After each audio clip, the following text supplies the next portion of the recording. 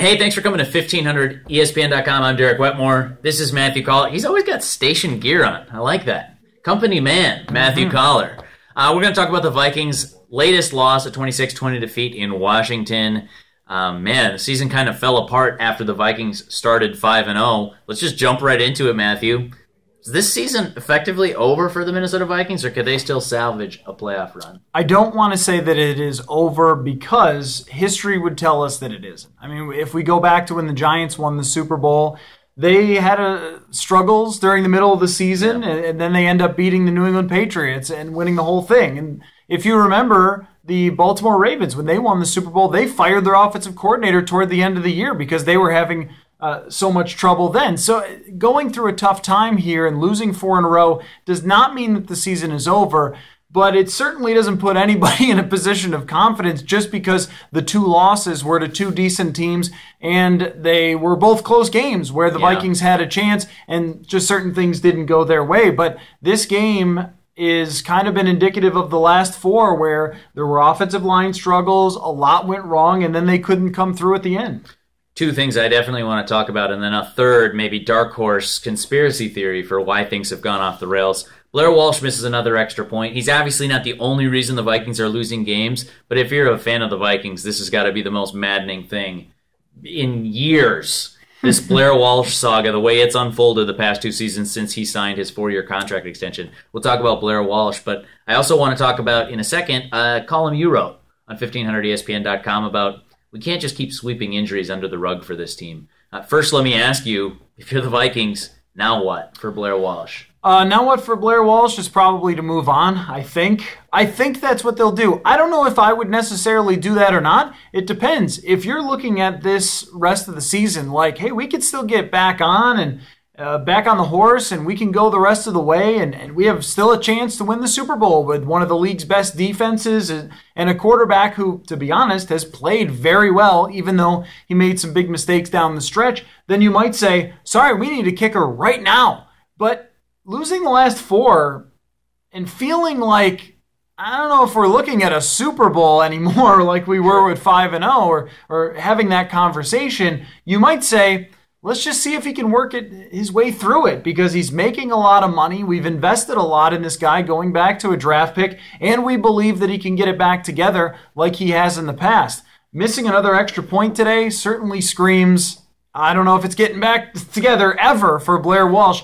after his miss in Seattle. But I wouldn't be surprised if it went either way. If they said, forget about it, we're just done with this experiment, or if they said, well, we need to give him more time. Yeah, only 2 years into a 4-year deal, and I think if it were a mechanical issue or he were missing really, really long kicks or on windy days particularly, okay, you could make a lot of excuses for this. But I don't think there's anyone who's sitting watching Blair Walsh now saying that it's anything beyond a mental concern. And for that reason, even though you're only in the 2nd season of that contract, it's really hard if you're the Vikings to continue to show confidence. He's the worst kicker in terms of hitting extra points this season.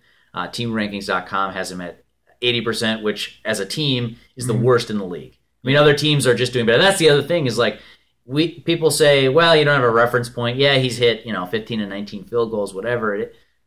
You have a reference point. Other teams hit their extra points, which are generally considered mostly gimme kicks. Most teams are hitting those. Not every team's hitting all of them, but to hit 80% is terrible. To hit 75% over the last 3 weeks is terrible. To struggle on field goals, I don't know.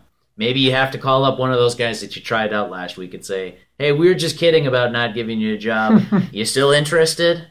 I think whatever the Vikings do next, obviously with Blair Walsh, is going to be telling about how they feel about him. Hey, another thing, I mentioned not being able to sweep things under the rug, because you wrote about that. Teddy Bridgewater, Adrian Peterson, Matt Khalil, Andre Smith, Captain Munnerlyn today, Miss Xavier Rhodes for a little bit, Eric Kendricks, Anthony Barr, Sharif Floyd. I'm probably missing some. In fact, almost definitely missing some. Mike Harris has been absent this whole season. You're blaming injuries more than you're blaming the maligned kicker or any other reason for the Vikings' loss. I am. When you think about how close these last 2 games have been, I mean, you're talking about one drive at the end, one by the Lions that ends up going on to beat the Vikings, and then one by the Vikings that did not come through in today's game. But think about those small differences that all the players you just named, where they could have come through. I mean, if you're trying to convince yourself that all the backups they have placed onto this roster and into starting positions could play at the same level of all the starters, then I would point you toward all the times Matt Asiata got stuffed on 3rd down and 1 or 2nd down and 1 or at the goal line over the last 2 weeks alone. I mean, that goes to the fault of the offensive lineman. That goes to the fault that Asiata is just not a starting running back or a quality running back in the NFL, where Adrian Peterson is a star. And even though Peterson had struggles in 2 games, I would have thought there would be some bounce back to his game. And especially bounce back if he had the whole starting line. I mean, the same thing goes for Matt Khalil or Andre Smith or Mike Harris, although Harris was good last year. But if you look at the other 2 tackles, sure, they weren't great. Maybe they were even in the bottom quarter of the league. They weren't dead last. They weren't the worst tackles that we've seen in the last decade in the NFL, which is a claim that Pro Football Focus made about TJ Clemmings. I mean, you are playing with well below average replacement level players, which they could get away with a little bit. They move the ball a little bit through the air, but it only gives them one option. They can only be a quick pass offense and nothing else ever for the rest of the season, which does give defenses an advantage. And then on the defensive side of the ball, Captain Munnerlyn, I named him the most underrated player on the team after 5 weeks because of how good he is in that nickel role. And having to move Terrence Newman over to that role today with an injury forced Trey Waynes to play. He had a tough time when Mackenzie Alexander went in there, throws against him, went 3 for 4 for 49 yards. I mean, injuries were the biggest factor of why you lose this game. You lose by 6 points and then start looking around. Now, the problem with saying that from an NFL standpoint is people say, well, everybody's got injuries. Yeah, true, but this team leads the entire NFL in terms of the amount of cap space that's on injured reserve. Sure. Also, yeah, injuries, right. They can't be an excuse. Okay, but they can be an explanation when you start looking for why a team is just barely losing some close games or would have been winning those games. I mean, they are 2 drives away from being 7-2 right now and feeling in the driver's seat in the NFC. And I think the psychology changes whether you're in the moment or whether you're looking back on it after the fact, right? You talk to a head coach in week 9, he says, I don't have time to blame injuries. Right. I need the next person to do that guy's job. You talk to him in a private moment in July later, they are probably thinking in their head, well, what could have been if we had our stars out there, our starters in the Vikings case. And that's the biggest frustration whenever you talk about injuries with fans or with coaches or whatever is, what do you want me to do about it? Right. What can we think about here? Can we sit here? Go get Matt Khalil unhurt. Right. Take him off injured reserve. Who can we fire? Right. Well, you can't fire anybody, really. I mean, you can't change a coordinator or change a coach, and that's going to be the answer. I mean, they changed coordinators, and it really helped. Sure. I mean, there's no question. The offense is way better the last 2 weeks and more effective than it was in the previous 2 losses. And if you're looking for any reason to believe that this season can still be saved, that's the reason why. But Pat Shurmur is playing with a very light deck. He's got a good quarterback. Saw a lot of criticism for Sam Bradford today. He can't be a whole offense. He's not Cam Newton. He's a good quarterback, but he's not an unbelievable quarterback. Sure. I mean, so there's only so much that Bradford can do. And yes, I think that at the end, the interception, he takes a bad sack when he should have thrown the ball away. Those are all things that deserve to be on his shoulders. Considering how limited their offense has to be, the fact that they've gone to basically the whole offense being Stephon Diggs and Sam Bradford, and still to have some success and put up 20 points, I think was a pretty decent day, and you just needed a few more of those things to fall into place, but the players aren't there. They're on IR. Right. Don't forget Kyle Rudolph. Give the tight end his shine. Yes, a good game for Kyle Rudolph. There's my conspiracy theory. It's fairly simple, but the Vikings are 5-0 headed into the bye, and then somebody takes a bunch of stuffed animals and murders them throughout the locker room, right?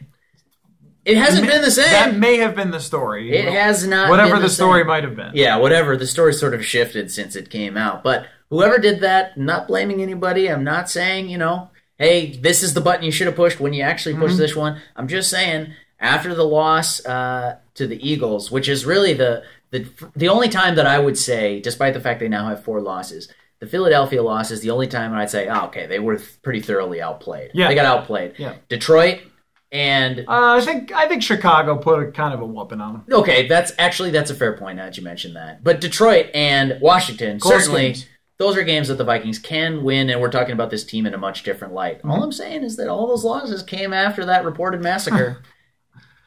I mean, that just doesn't have anything to do with anything.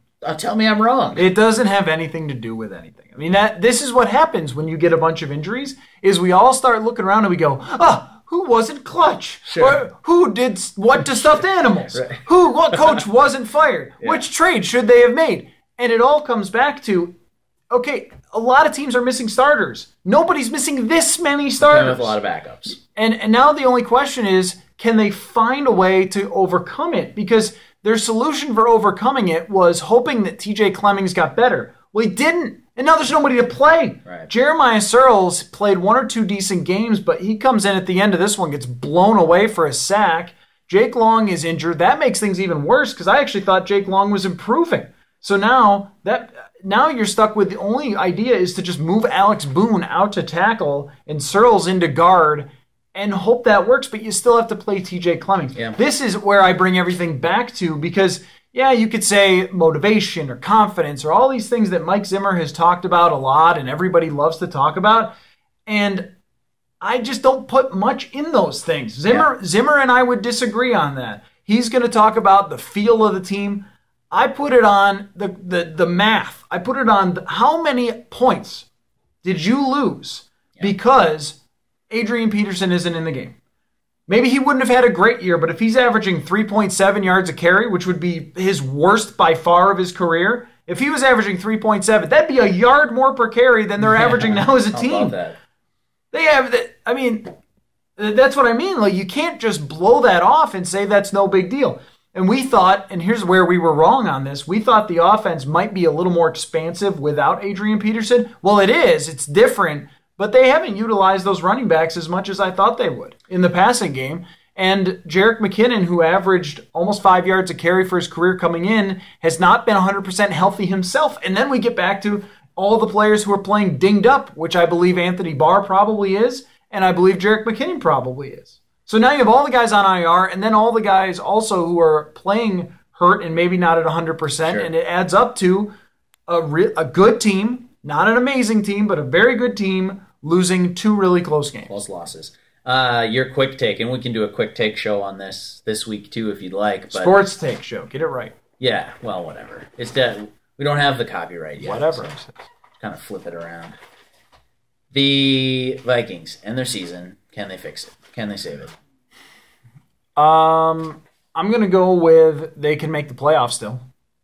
Can they win a playoff game with this offensive line? Well, that I have no idea. I mean, you're talking about one game. Right. I mean, anything can happen in one game. And Sam Bradford, I think, is it showing us, and I will debate anybody on this. I know that the end of that game was not pretty for Sam Bradford. I think he's had a great year. I think when you trade for a first-round pick and he's one of the top 10 guys in quarterback rating in the league, is averaging over 7 yards per pass, considering he's playing with the worst offensive line I've seen in my lifetime, I think he's had a really great year. And if he can continue to play like this, then you will win some of these games that come at the very last second. Oh, yeah. Instead of losing them, you will not have a random 2 seconds added back on the clock in Detroit or a kicker who kicks one from 58 yards or, I mean, think about the interception even. The interception's a bad interception thrown by Bradford. He should have made that read. The guy has to tip it from one hand to the other hand to even catch the ball and grab it in his hand. I mean, if he drops that, what are we talking about? Sure. So in the last 2 games, things have gone really wrong at the right times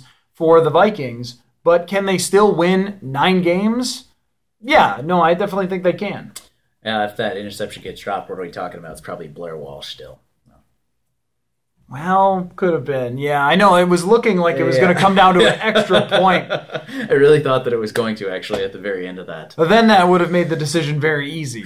We will see what happens with that decision going forward. We'll probably talk about that in the middle of this week on the Sports Take Show on YouTube on our 1500 ESPN Twin Cities channel. He's Matthew Coller, and I'm Derek Wetmore. Until next time, we'll catch you later, Vikings fans. Thanks for watching.